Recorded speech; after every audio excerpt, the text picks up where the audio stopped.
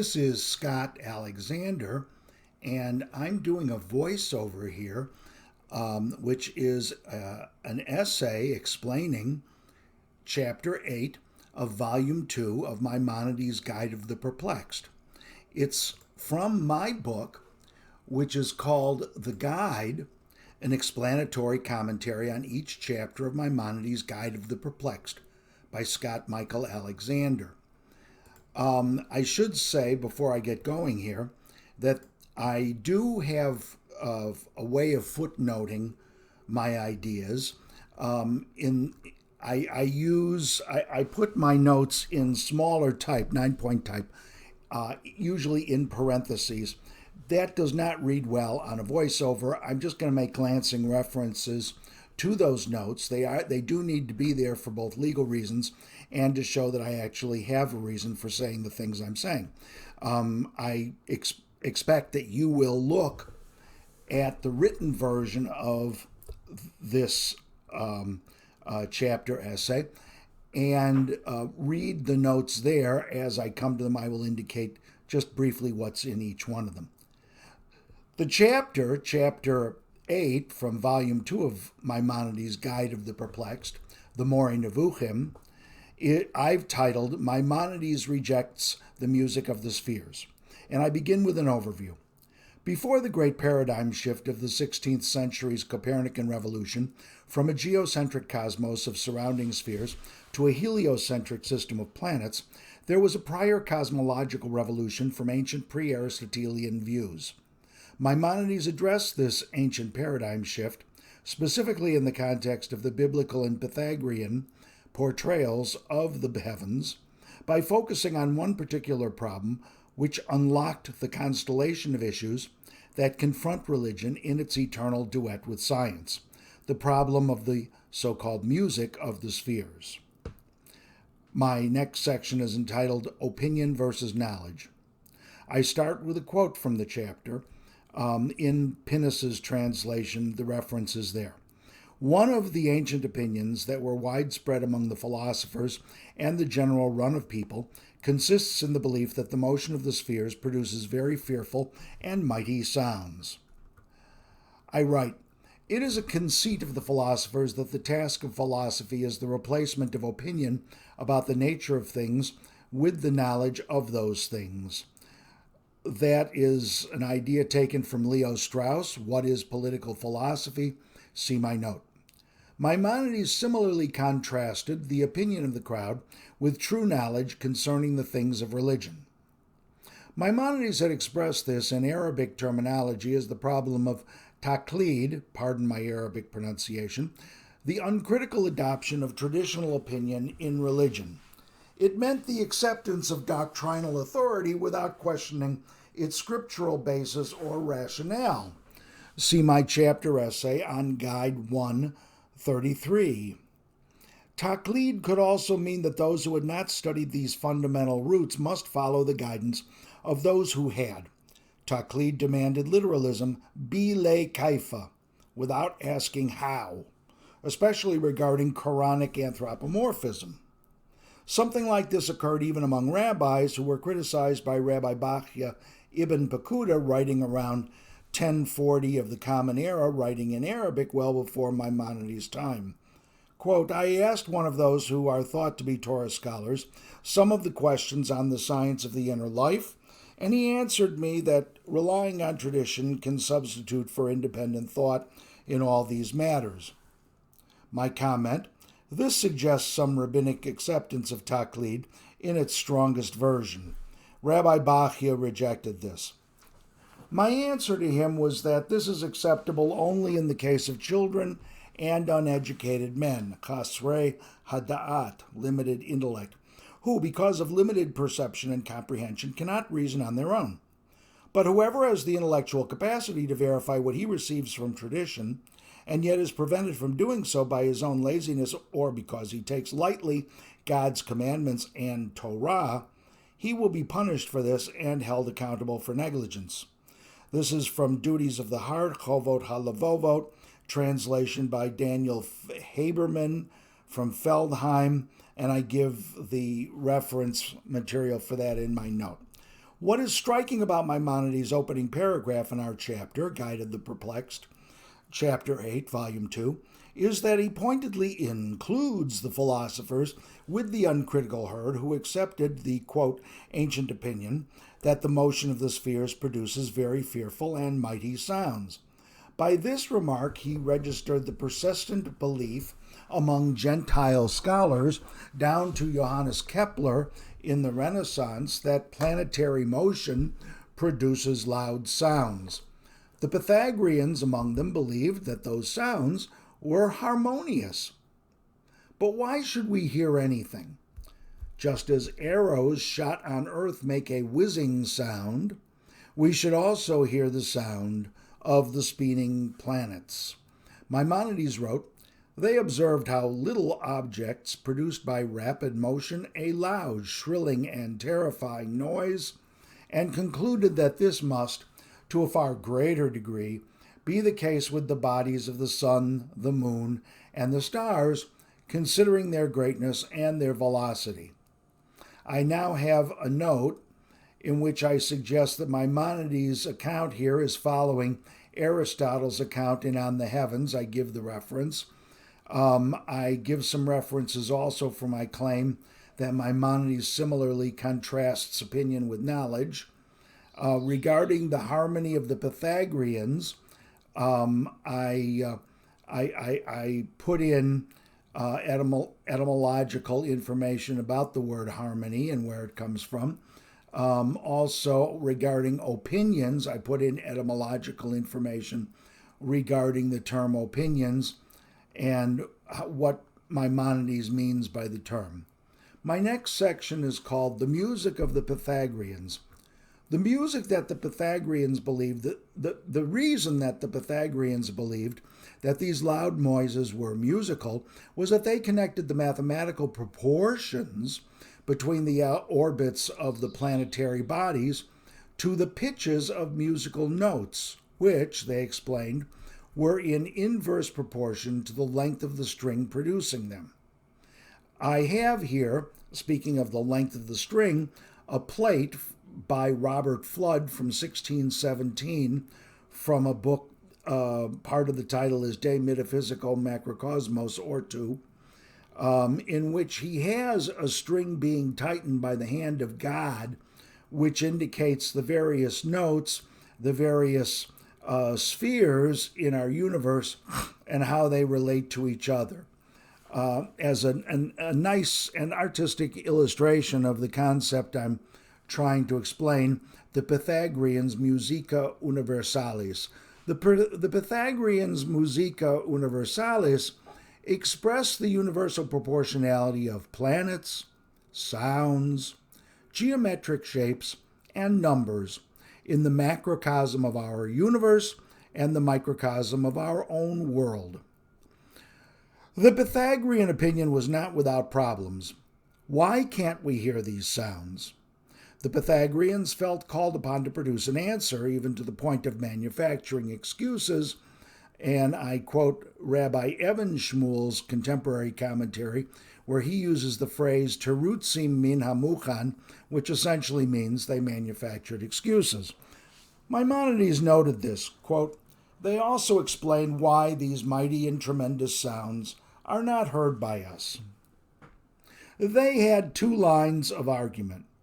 Though we cannot hear the music of the spheres, some pneumatic souls, such as Pythagoras himself, were said to be able to hear them, an idea that was endorsed by Johannes Kepler, the German astronomer, mathematician, and philosopher who lived from 1571 to 1630, writing in various places, but principally in Harmonici Mundi, 1619.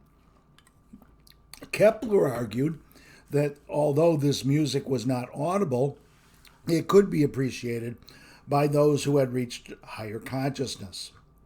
The second argument was that we are from birth so inured to the sounds that we cannot distinguish them, just as children of blacksmiths, coppersmiths, and grain millers were thought to subconsciously cancel the background noise, referring to Aristotle there.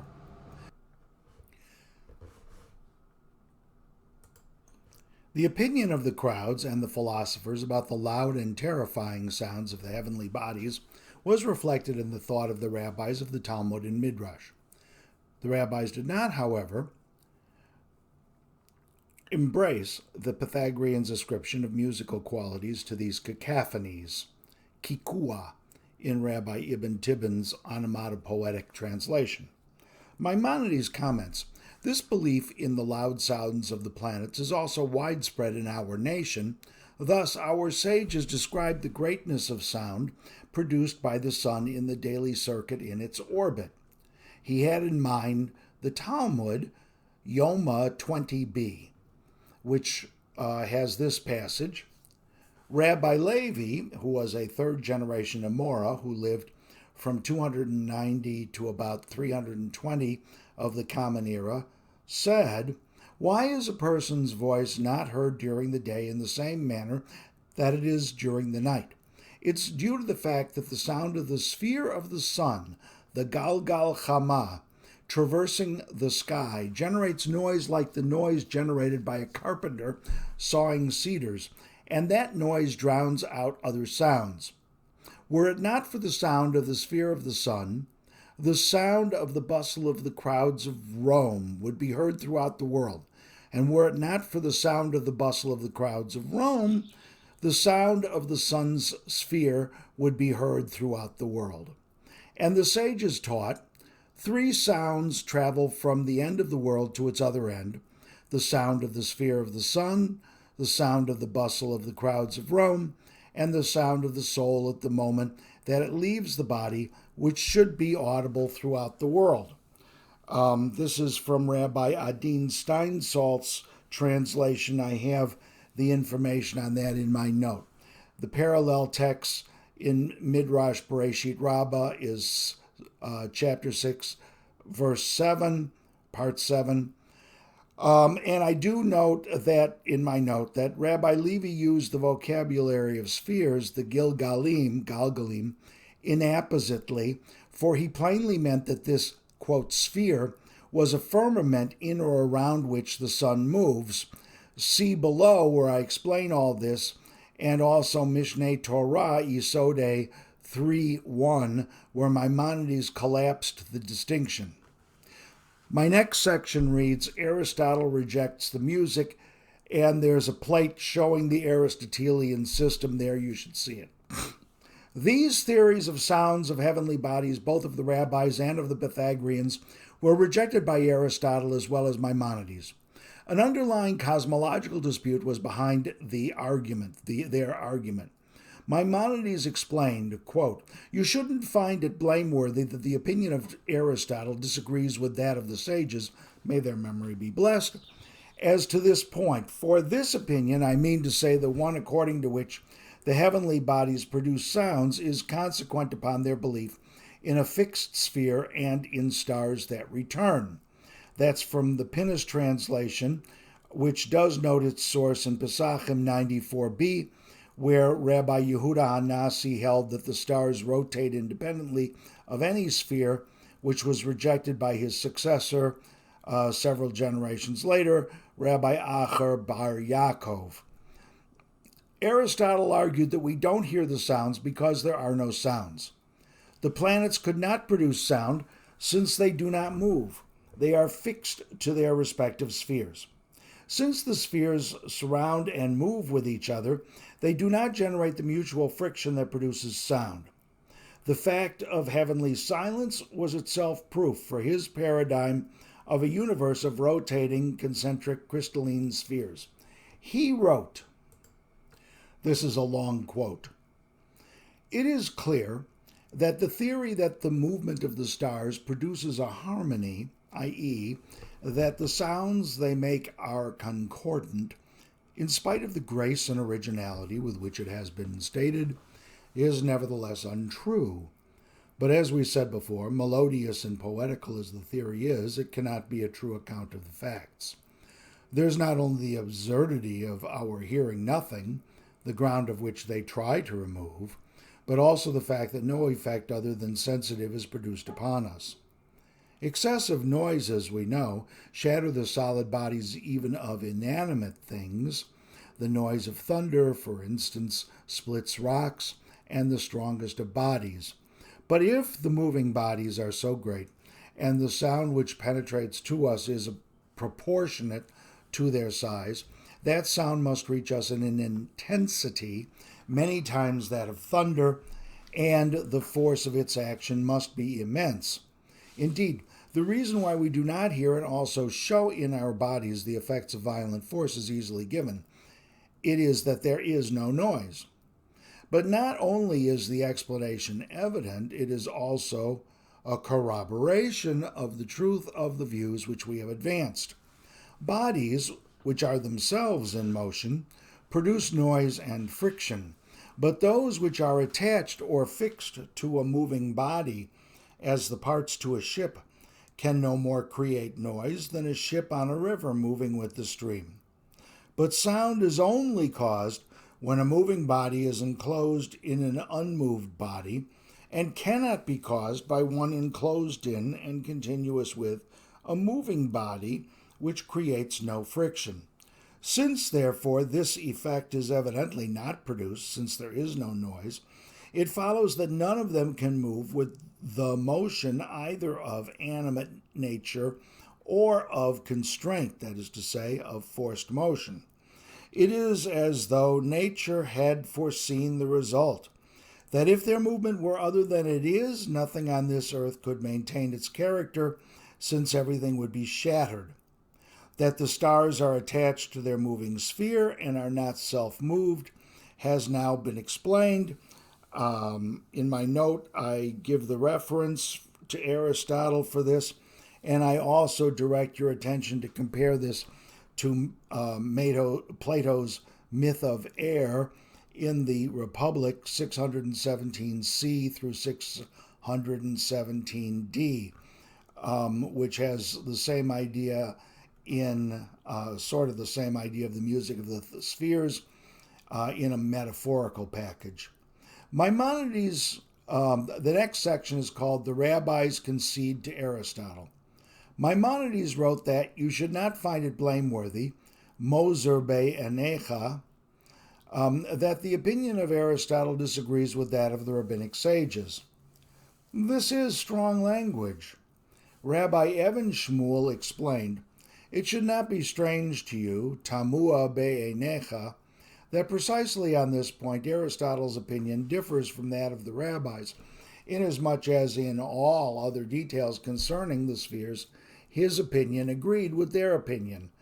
That's my translation from Rabbi Evan Shmuel's commentary,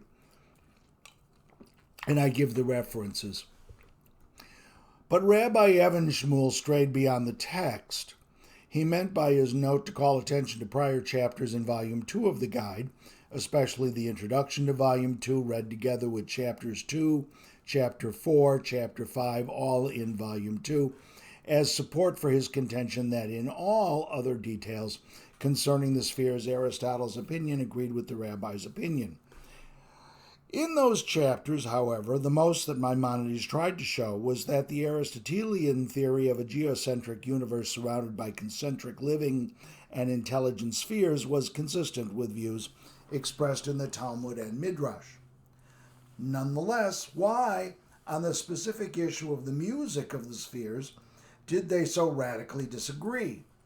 Why did the rabbis think that the hurtling planets make loud and terrifying noises, while Aristotle insisted that the lack of such noise was proof of his spherical cosmology? In other words, if they agreed with Aristotle, as Maimonides claimed, that the motion of the universe was due to the action of intelligent spheres rotating the Earth, why did they disagree with him on this specific point? The answer is that Maimonides introduced the issue of planetary motion here for the first time. Up until now, Maimonides had not discussed whether the rabbis had accepted Aristotle's underlying doctrine that the spheres moved and the planets were stationary.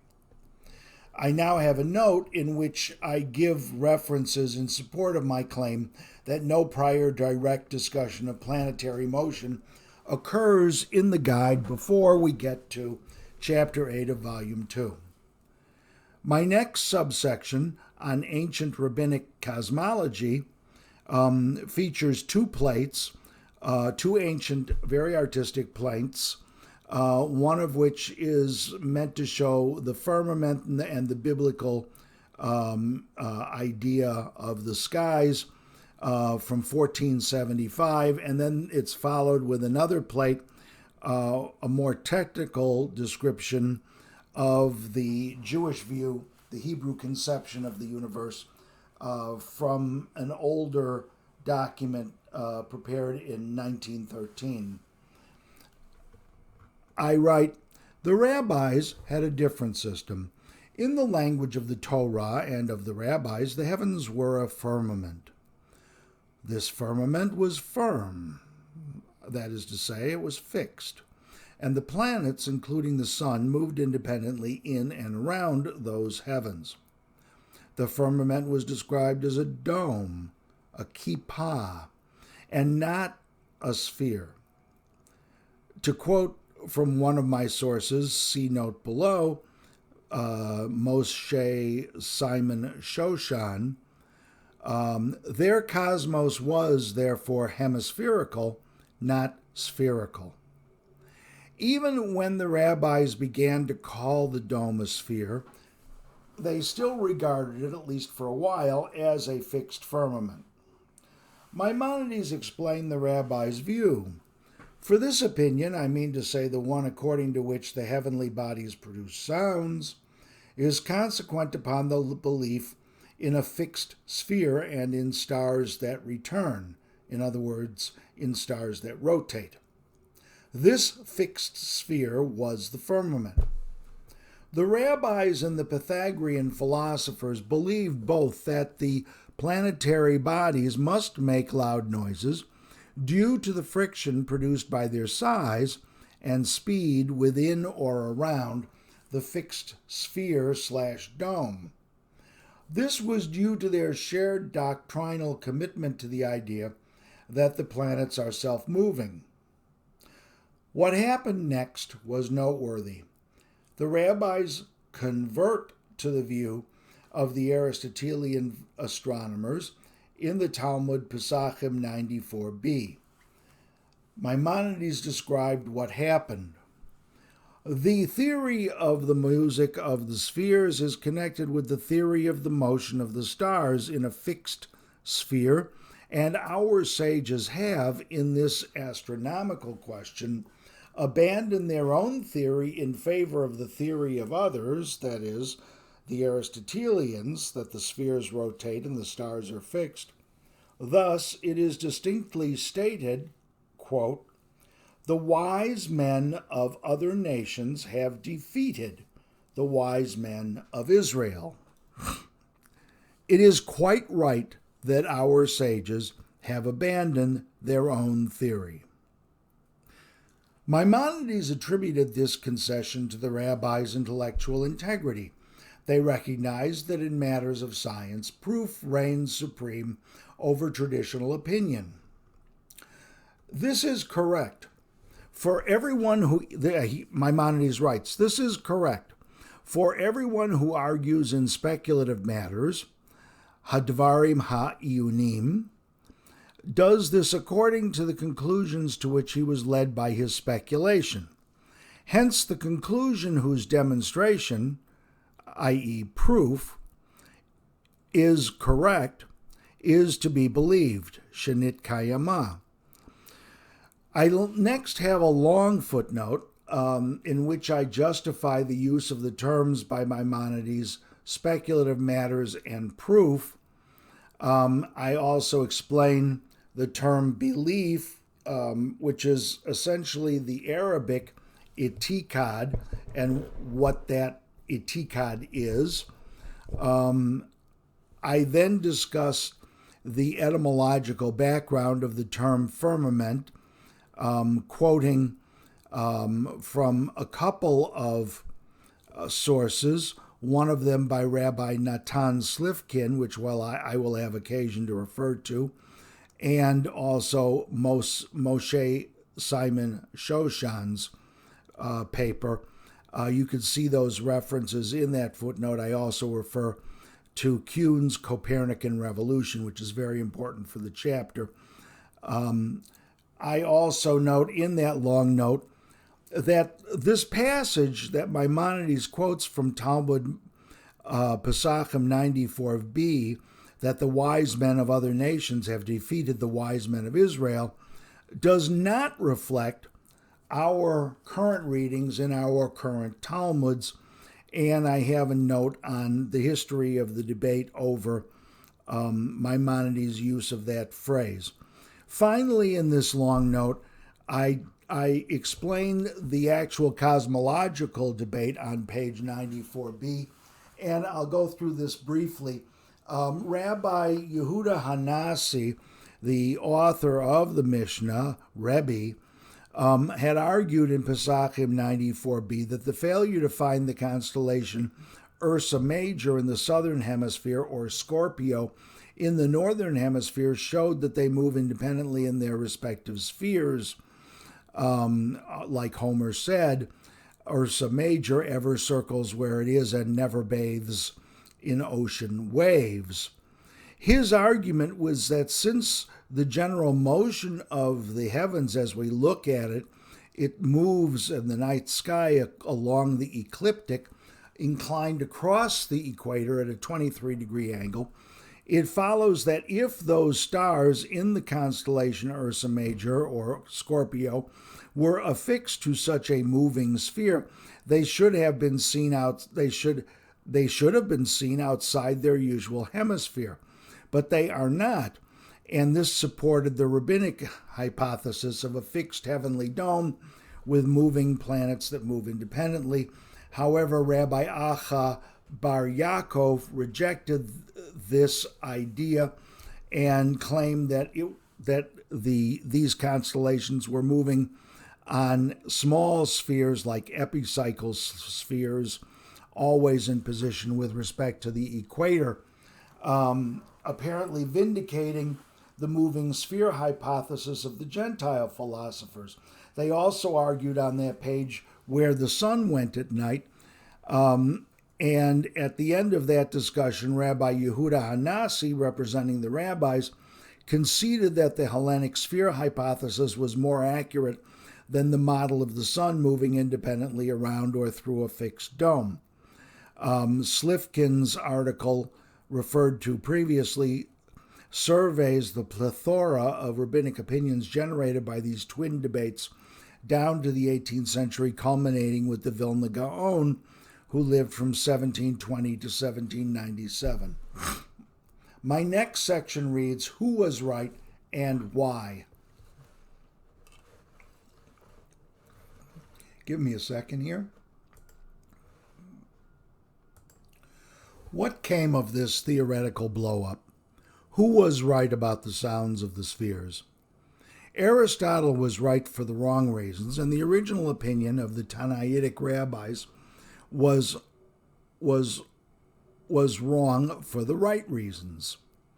After accepting Aristotle's view, the rabbis' opinion, including Maimonides' opinion, was like Aristotle's, right for the wrong reasons. The entire episode is a cautionary tale about the entanglement of religion in scientific paradigm shifts. No one came out looking good. I will explain below, and I refer the reader in my note to the works of Thomas Kuhn on the subject of the paradigm shift. My next section is the collapse of the Ptolemaic Aristotelian spheres and the consequences for Judaism, and there's a plate showing the Aristotelian Ptolemaic spherology as it developed at least by the early Middle Ages, showing its striking lack of economy, which comes from a quote which I'll read shortly from Thomas Kuhn. I write, Aristotle was right that we do not hear the sounds of the heavenly bodies or the music of the spheres, because there are no sounds and there is no music. He attributed this silence to his cosmology of a geocentric universe of silently rotating concentric spheres. But he was wrong.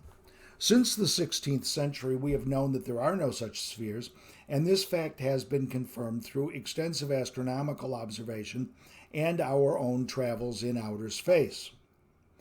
And then I have a note explaining how Copernicus' ideas were taken up by Tycho Brahe and Kepler in order to prove that there were no spheres, nor could there be any spheres to explain the motions of the planets.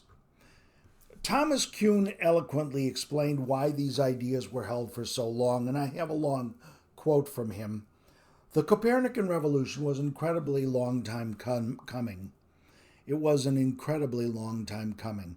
For almost 1800 years, from the time of Apollonius and Hipparchus until the birth of Copernicus, the conception of compounded circular orbits within an Earth-centered universe dominated every technically developed attack upon the problem of the planets, and there were a great many such attacks before Copernicus.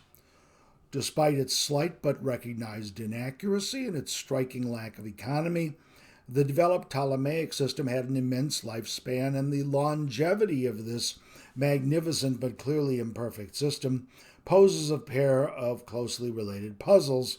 How did the theory gain so tight a grip on the imagination of the astronomers? And once gained, how was the psychological grip of this traditional approach to a traditional problem released? Or to put the same question more directly, why was the Copernican Revolution so delayed? And how did it come to pass at all? A scientist must believe in his system before he will trust it as a guide to fruitful investigations of the unknown. But the scientist pays a price for this commitment to a particular alternative. He may make mistakes. A single observation incompatible with his theory demonstrates that he has been employing the wrong theory all along. His conceptual scheme must then be abandoned and replaced. That, in outline, is the logical structure of the scientific revolution.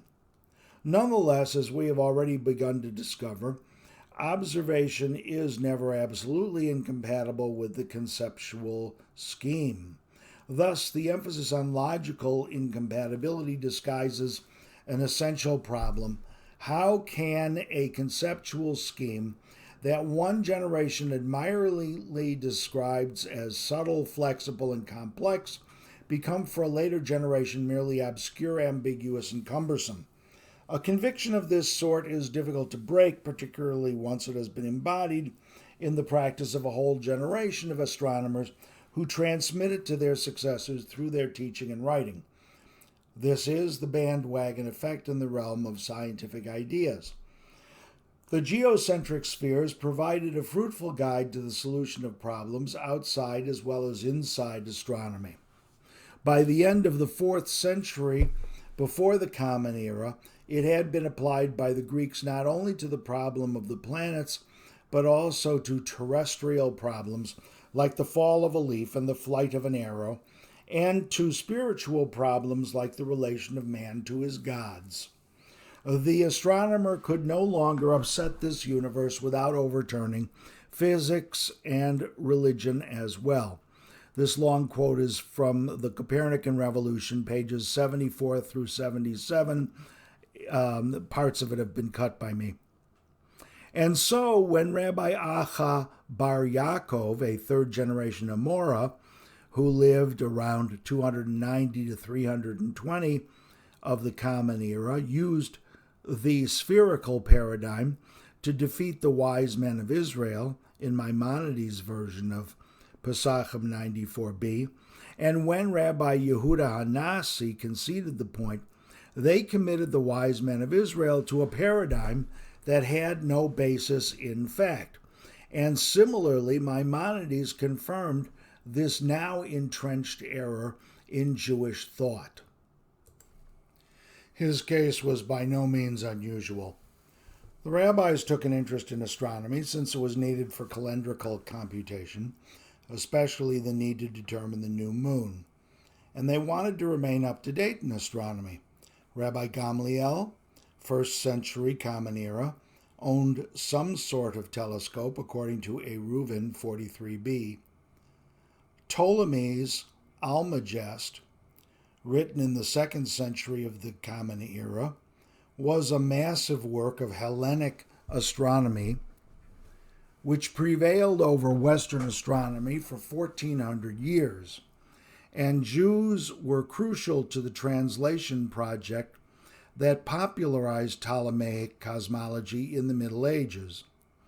Jews employed in the Toledo school of translators, as well as the famous Maimonides family of translators in France, translated ancient and modern astronomical documents into Hebrew and Latin from Arabic, including from ancient Greek works, helping to create the so-called Renaissance of the 12th century. Maimonides testified that he studied with famous astronomers in Andalusia. In chapter 9, the next chapter in the guide. Many rabbis published commentaries on the Almagest of Ptolemy, beginning as early as the 13th century. A shortened version of the Almagest was written by Rabbi Chaim Vital well after Copernicus. He lived from 1542 to 1620.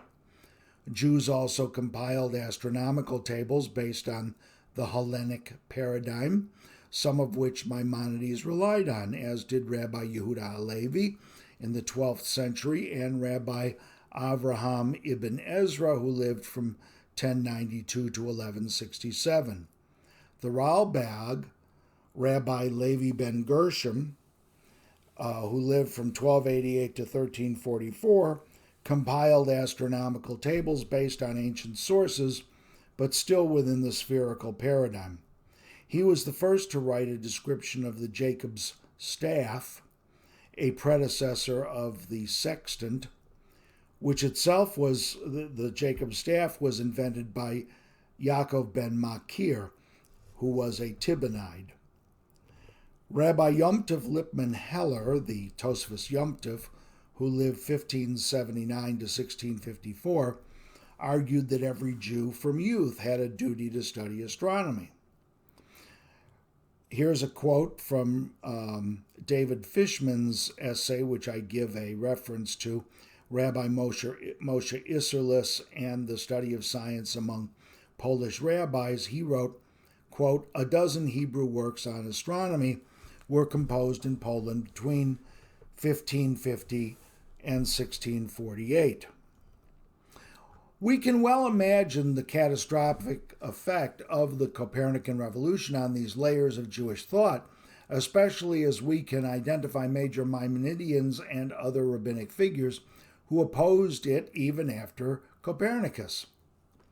Therefore, Kuhn wrote, the astronomer may on occasion destroy, for reasons lying entirely within his specialty, a worldview that had previously made the universe meaningful for the members of a whole civilization, specialist and non-specialist alike." That's from page 7 of his Copernican Revolution. The title of my next subsection is The Kabbalistic Spheres. Based on all of this, the sudden growth of published Jewish mysticism in the 13th century, according to Rabbi Gershom Scholem in Major Trends in Jewish Mysticism, I give the references, that sudden growth appears in a new light.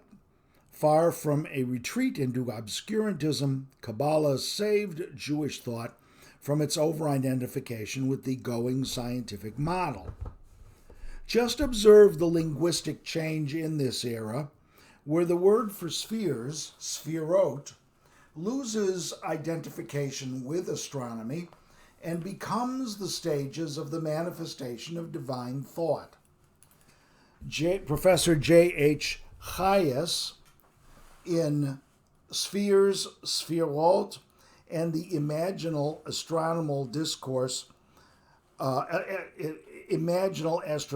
Discourse of Classical Kabbalah, that was Spheres, Sphirot, and the Imaginal Astronomical Discourse of Classical Kabbalah, and I give the references below, wrote, quote, Gershom Scholem famously insisted that the term Sephira is not connected with the Greek sphere, but as early as the Sefer HaBachir, it is related to the Hebrew sapphire, for it is the radiance of God which is like that of the sapphire.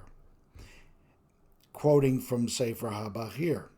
Even if Sholom's etymology is correct, the astronomical association is not so easily avoided, as the spheres were understood to be made of transparent crystalline substance known as sapphire. He writes in conclusion, for Kabbalists, as if not for philologists, the spheres connection was always crystalline sphere. And I give etymological references below that.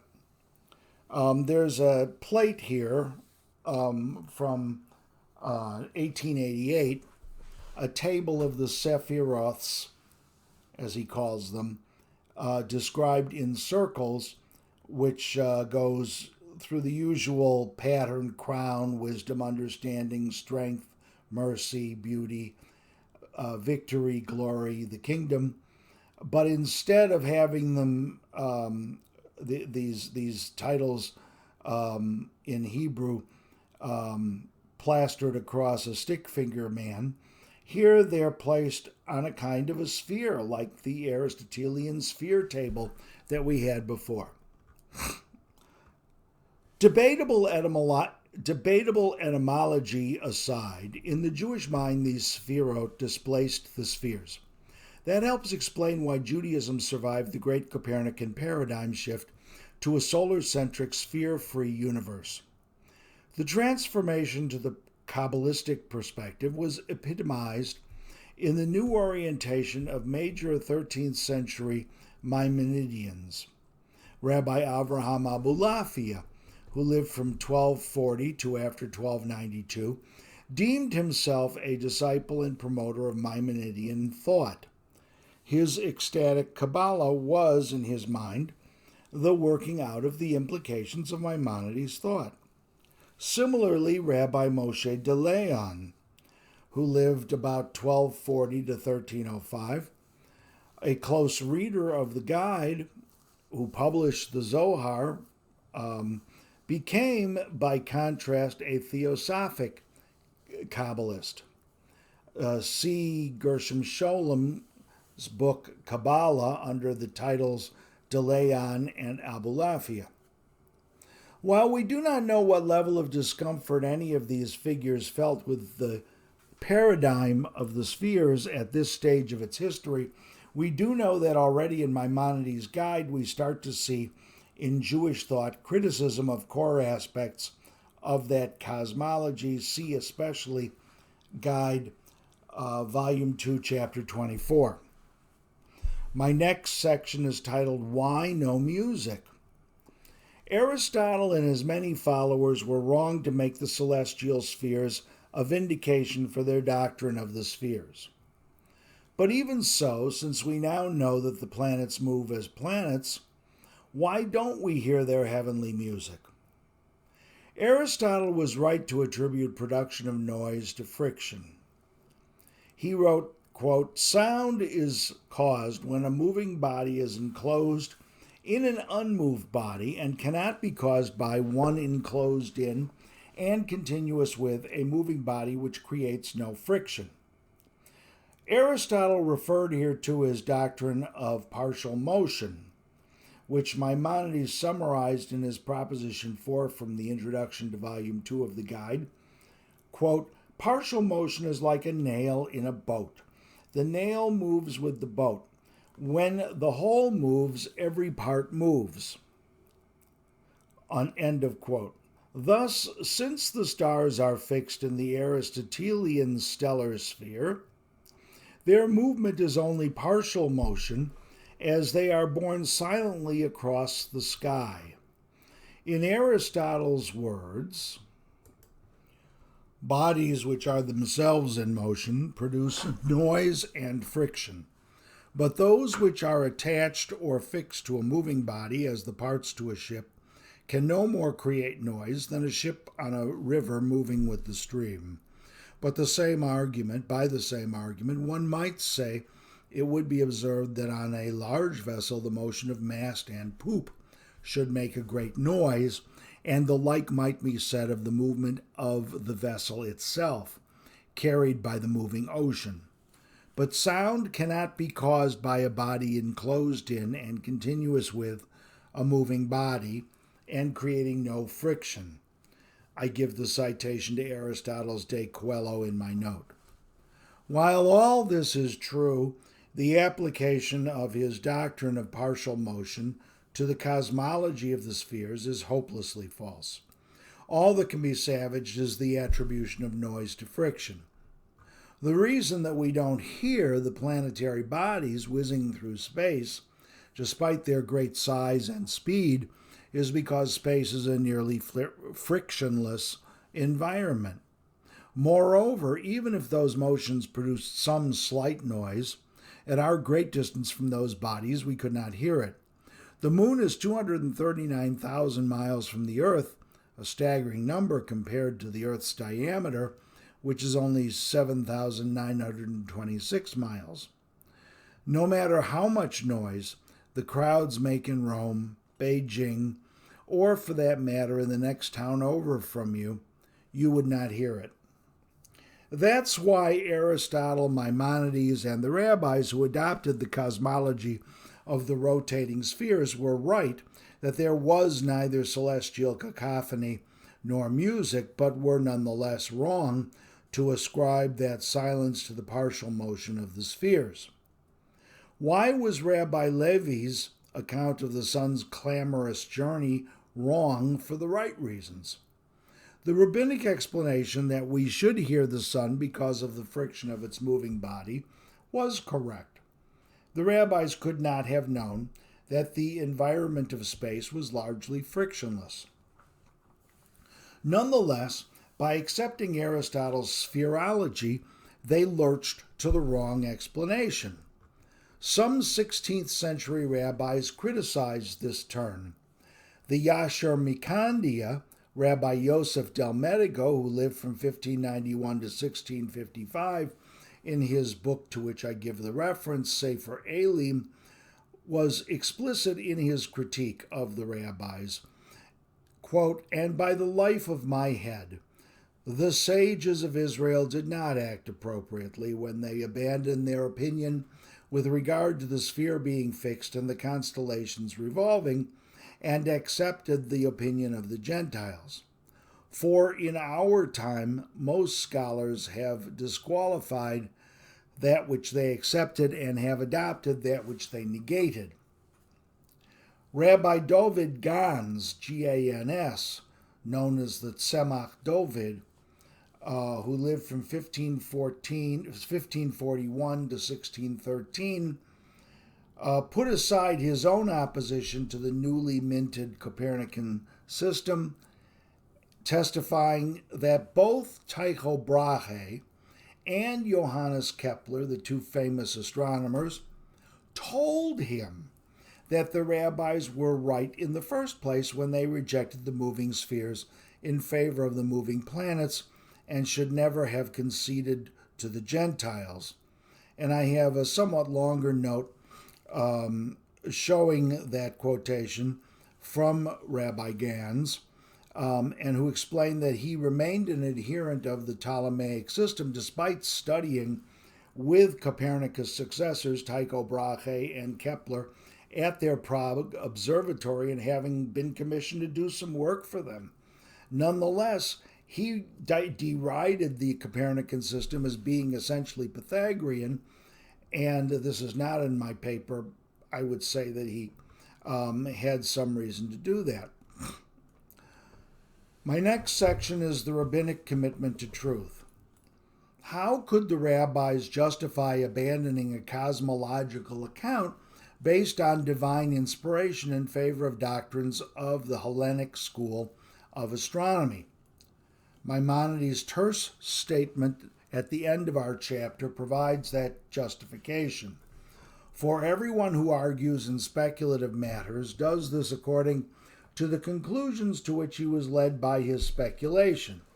Hence, The conclusion, whose demonstration is correct, is believed. In other words, the rabbis were non-dogmatic in that they accepted proof despite its conflict with tradition. One source for this approach was the Mishnaic tractate Pirkei Avot, Chapters of the Fathers, composed in the 3rd century Common Era. Pirkei Avot 5, Mishnah 7 taught, quote, "A wise man is not hasty to answer. He asks what is relevant, and he answers to the point. And he speaks of the first point first and of the last point last. And concerning that which he has not heard, he says, I haven't heard. And he concedes to the truth. He is modeh al ha'emet, he concedes to the truth." The translation is by Joshua Culp from Sepharia.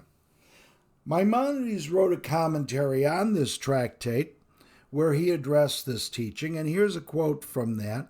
It's from Perish al-HaMishnah, commentary on the Mishnah. Avot, translation is by the Sepharia community. "The wise man is not stubborn, but when he hears the truth, he concedes to it.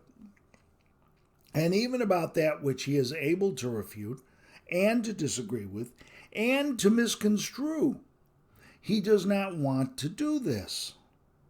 And this is his saying, and he concedes to the truth." And all of these are the opposite with the unformed person, since he is not complete, as we have explained, and he has not reached this level. Similarly, Pirkei Avot chapter 4, Mishnah 1 has the Tana ben Zoma, who lived in the 1st and 2nd centuries of the Common Era, say, "Who is wise?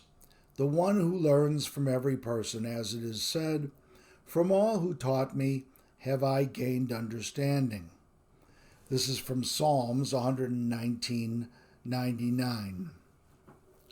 This is reflected in the previously quoted statement of Rabbi Bachya ibn Pekuda that whoever has the intellectual capacity to verify what he receives from tradition and yet is prevented from doing so by his own laziness or because he takes lightly God's commandments and Torah will be punished for this and held accountable for his negligence. The Talmud, Shabbat 75a, suggests that this is true even if we must gain such wisdom from Gentiles. Thus, calendrical calculation is so important that a rabbinic expert must not set aside his Hellenic astronomical knowledge out of fear of its pagan origin. Maimonides wrote his Responsa 61, expanding the point. Here is my translation of both the question and the answer of that responsa. Question: where the Talmud says someone who knows how to compute cosmic cycles and planetary courses but does not make these computations, one may hold no discussion with him. Of him Scripture says they regard not the work of the Lord, neither have they considered the operation of his hands. From Shabbat 75a in the Steinsaltz translation, quoting Isaiah 5:12. How should we think about this? Does it make a difference whether we should consider that this is or is not a commandment? Does it make a difference whether we should consider whether this is or is not a commandment? This question was prompted by the term commandment in the following passage. How do we know that one is commanded to compute cosmic cycles and planetary courses?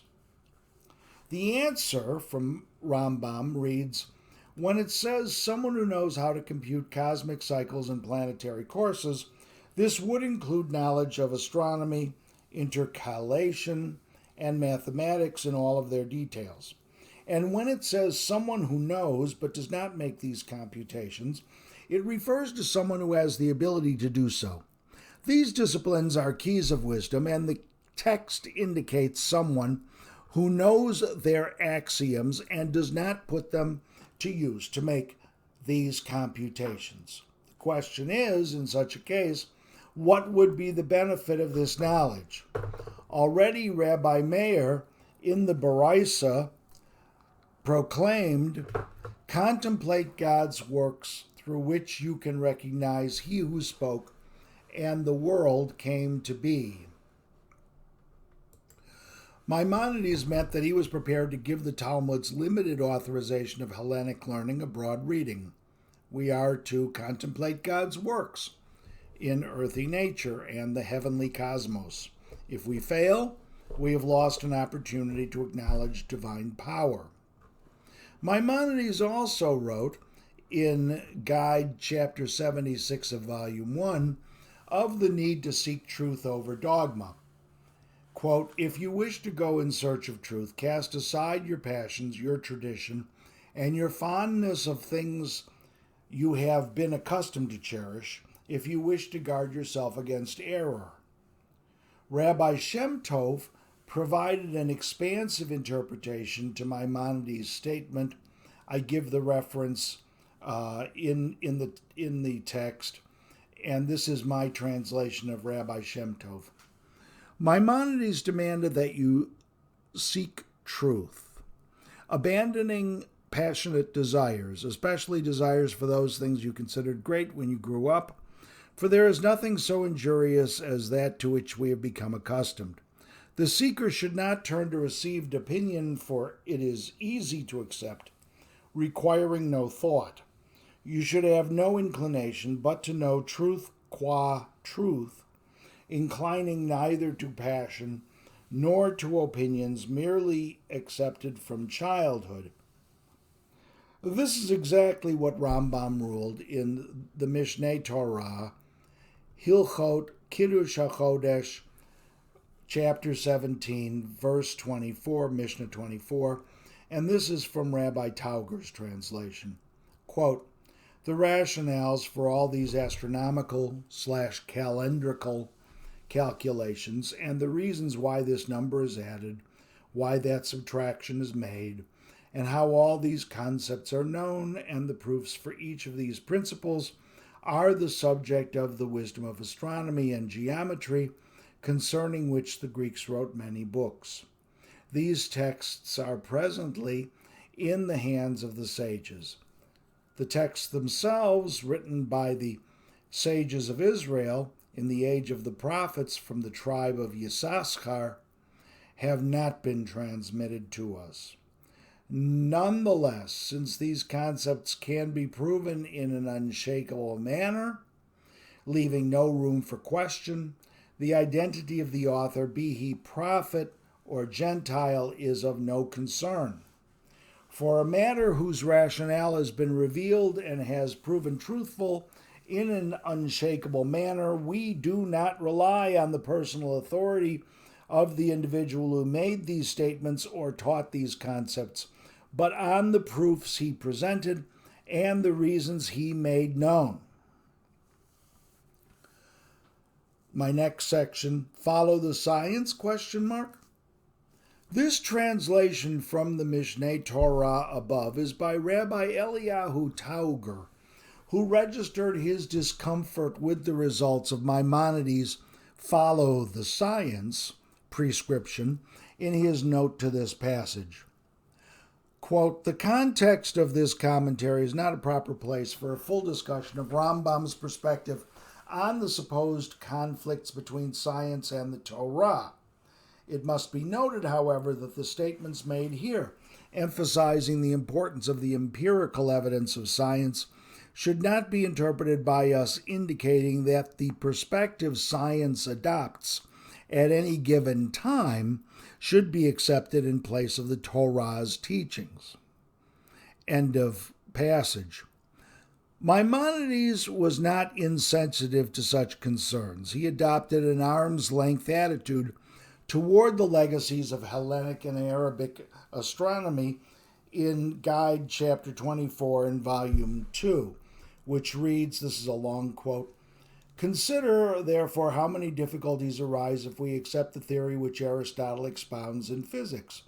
These difficulties do not concern the astronomer, for he does not profess to tell us the existing properties of the spheres, but only to suggest, whether correctly or not, a theory in which the motion of the stars is circular and uniform, and yet in agreement with our observation.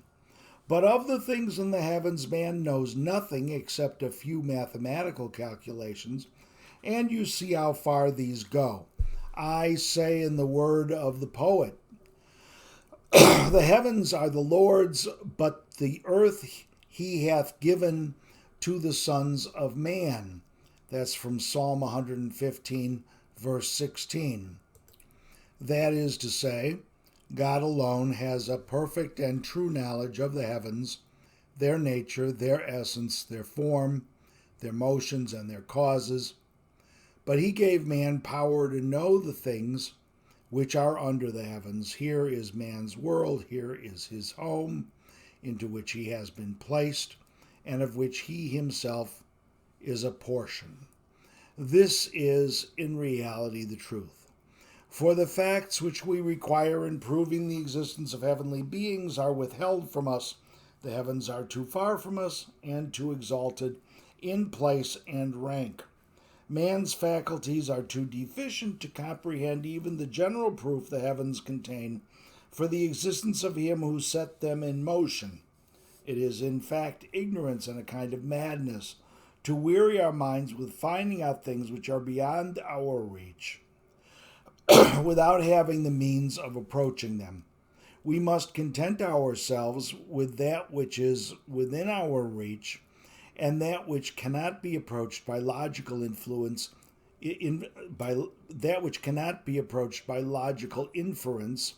Let us leave to him who has been endowed with that great and divine influence. This is all I can say on this question. Another person may perhaps be able to establish by proof what appears doubtful to me. It is on account of my great love of truth that I have shown my embarrassment in these matters, and I have not heard, nor do I know that any of these theories have been established by proof. End of passage. My next section, the last section, I title with the Hebrew term Kli Chemda, which I'll explain in the course of the section. Rabbi Narboni, that's the name we give to Rabbi Moshe ben Joshua, who lived about 1300 till about 1362 and was a major commentary on the Guide, commenting on the last sentences of our chapter, asserted that the rabbis have an especially positive attitude toward the demonstration of proof in those areas that could be reached by proof. He wrote in commentary, quote, as Rambam wrote here, everyone who argues in speculative matters does this according to the conclusions to which he was led by his speculation. Why? Because proof is speech that is uniquely appreciated by the sages. Ki hamofet hu adibur hamiyuchad etzel hahachamim.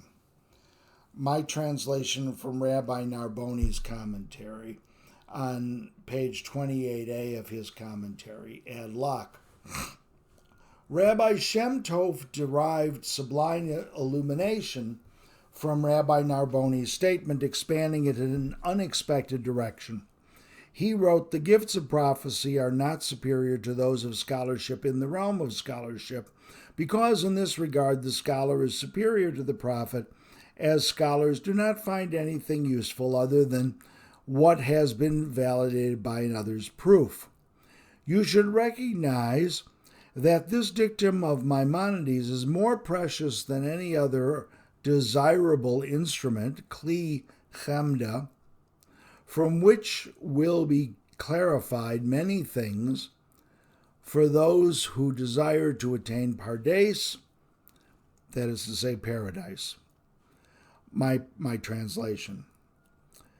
The reference to Kli Chemda comes from Pirkei Avot, chapter 3, Mishnah 14, Especially beloved are men, for it was made known to them that the desirable instrument, the kli chemda, with which the world had been created, was given to them. I'm going to now read the whole passage in Pirkei Avot with just one cut, because I think it'll give you a better idea of what we're trying to get at. Quote, Rabbi Akiva used to say, Beloved is man, for he was created in the image of God. Especially beloved is he, for it was made known to him that he had been created in the image of God. As it is said, for in the image of God he made man. Beloved are Israel, in that a precious vessel, the kli chemda, was given to them. Especially beloved are they, for it was made known to them that the desirable instrument, the kli chemda, with which the world had been created, was given to them. Rabbi Shem Tov meant that the kli chemda is the active intellect, the seichel hapoel, the state that men achieve when they actualize their potential knowledge concerning the things of religion. Their potential knowledge, including raw opinion, was located in their potential intellect, the seichel hakoach. See my chapter essay on Guide 168 for an explanation of all these terms. Rabbi Shem Tov wants us to think back to the first chapter in the Guide, where Maimonides established that the active intellect is the link between man and God. Man achieves his active intellect when he replaces mere opinion with truth. And truth is truth no matter whether it is contemplated on earth or in heaven. Rabbi Narboni let us know that this is the direction we should pursue by dropping hints. He began his commentary on Guide Chapter 8, Volume 2, our chapter, in this way. Maimonides at Guide Volume 2, Chapter 10, confirmed the reality of the separate intellects as one of the four causes of the movements of the sphere, comparing them to the four wings of the chayot. That is, the ancient doctrine of the sounds of the spheres was introduced in the accounts of the prophets of the Maisa Merkava as the sound of the wings of the chayot. By this deeply coded statement, Rabbi Narboni refers to Ezekiel, who in chapter 1, verse 24, stated, I heard the sound of their wings like the sound of many waters, like the sound of God. And in chapter 10, verse 5, the prophet wrote, and the sound of the cherubim's wings as the voice of God Almighty when he speaketh.